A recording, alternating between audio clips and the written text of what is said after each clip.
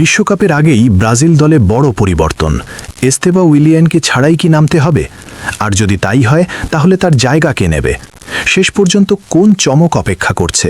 পুরো বিশ্লেষণ জানতে ভিডিওটা শেষ পর্যন্ত দেখুন। ব্রাজিলের উঠতি তারকা এস্তেবা উইলিয়ান, যাকে নিয়ে এতদিন ধরে দারুণ প্রত্যাশা তৈরি হয়েছিল, সেই প্লেয়ারকে ঘিরেই এখন সবচেয়ে বড় দুঃসংবাদ। সর্বশেষ রিপোর্ট অনুযায়ী তার হ্যামস্ট্রিং ইনজুরি এখন চতুর্থ ধাপে পৌঁছে গেছে, যেটা সাধারণ ইনজুরির চেয়েও অনেক বেশি গুরুতর, একেবারে ক্রিটিক্যাল পর্যায়ে। সাধারণত 3টি ধাপ থাকলেও চতুর্থ ধাপে মানে পরিস্থিতি বেশ জটিল।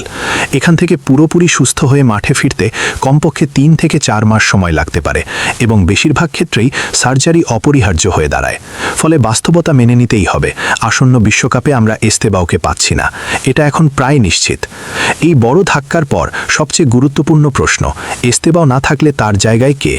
কারণ সে ছিল রাইট উইং একটি নির্ভরযোগ্য অপশন এবং কোচ কার্লো আনচেলোত্তি তাকে নিজের পরিকল্পনায় দারুণভাবে ব্যবহার করছিলেন।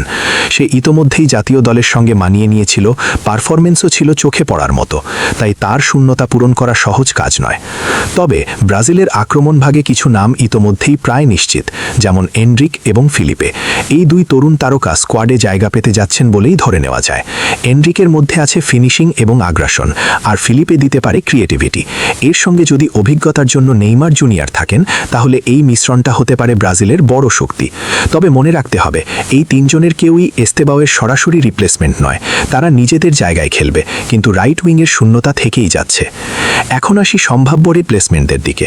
প্রথম নামটা হচ্ছে রায়ান ভিক্টর। রায়ান আসলে একজন ভার্সাটাইল প্লেয়ার। সে শুধু রাইট উইং নয়, অ্যাটাকিং মিডফিল্ড এমনকি ফলস 9 পজিশনেও খেলতে পারে। তার এই বহুমুখী দক্ষতা তাকে অন্যদের থেকে আলাদা করে।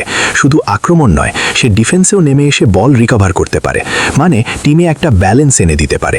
আর গুরুত্বপূর্ণ বিষয় হচ্ছে, সাম্প্রতিক সময়ে কোচ আনচেলোত্তি তাকে ডেকেছেন, অর্থাৎ কোচের প্ল্যানে সে রয়েছে। এই দিক থেকে রায়ান এগিয়ে। তবে একটা বিষয় পরিষ্কার, এস্তেবাও যে পারফরমেন্স দিচ্ছিল, সেই লেভেলের কনসিস্টেন্সি এবং ম্যাচ ইম্প্যাক্ট অন্য কারোর কাছ থেকে পাওয়া কঠিন। তারপরও বাস্তবতা হলো রিপ্লেসমেন্ট দরকার, আর সেই জায়গায় রায়ান হতে পারে সবচেয়ে বাস্তবসম্মত পছন্দ। দ্বিতীয় যে নামটা আসে সেটা হলো অ্যান্টনি।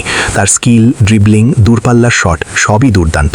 ম্যাচে সে মুহূর্ত তৈরি করতে পারে, কিন্তু বড় সমস্যা হচ্ছে সে দীর্ঘদিন ধরে জাতীয় দলের নিয়মিত অংশ নয়।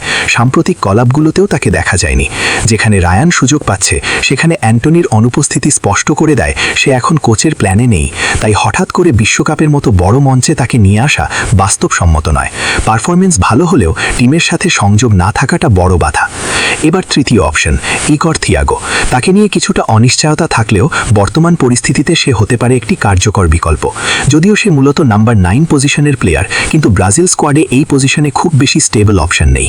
ম্যাথিউস কুনহা নাম্বার 9 খেলতে পারলেও তিনি আসলে অ্যাটাকিং মিডফিল্ডার টাইপ, আর জোয়াও পেদ্রো এই পজিশনে থাকলেও পুরোপুরি নির্ভরযোগ্য ফিনিশার হিসেবে তাকে এখনও অনেকে প্রশ্নবিদ্ধ মনে করেন। এই অবস্থায় ইগর থিয়াগো হতে পারে একজন প্রকৃত স্ট্রাইকার অপশন, যা টিমে ভিন্ন মাত্রা যোগ করতে পারে।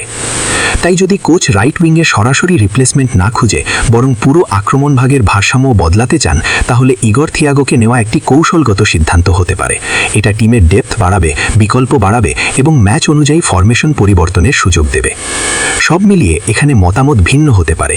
কারো কাছে রায়ান সেরা, কারো কাছে অ্যান্টনি, আবার কেউ ইগর থিয়াগোকে পছন্দ করবে। কিন্তু বাস্তবতা হলো, কোচের প্ল্যানই শেষ কথা। যাকে নিয়ে তিনি কাজ করছেন তাকেই তিনি সুযোগ দেবেন। জোর করে কাউকে দলে ঢোকানোর সুযোগ নেই। আর একটা বিষয়, নেইমার জুনিয়রকেও নিয়ে কিছুটা অনিশ্চয়তা আছে। তিনি পুরোপুরি কোচের পরিকল্পনায় আছেন কিনা সেটা এখনও পরিষ্কার নয়। তবে তার অভিজ্ঞতা ব্রাজিলের জন্য বিশাল ফ্যাক্টর হতে পারে। সবশেষে বলতে হয়, এই বিশ্বকাপের আগে ব্রাজিলের জন্য এটা বড় ধাক্কা। রড্রিগো এবং এস্তেবাও দুই গুরুত্বপূর্ণ প্লেয়ারকে হারানো মানে আক্রমণ ভাগে বড় পরিবর্তন আসবে। কিন্তু ফুটবল মানেই চ্যালেঞ্জ, মানেই বাধা পেরিয়ে এগিয়ে যাওয়া। যত ইনজুরি আসুক, যত সমস্যা আসুক, লক্ষ্য একটাই, বিশ্বকাপ জয়। 2026 বিশ্বকাপ, এটা ব্রাজিলেরই হতে হবে। ইতিহাস বলছে ব্রাজিল কখনো হাল ছাড়ে না। নতুন তারকারা উঠে আসে, নতুন গল্প তৈরি হয়।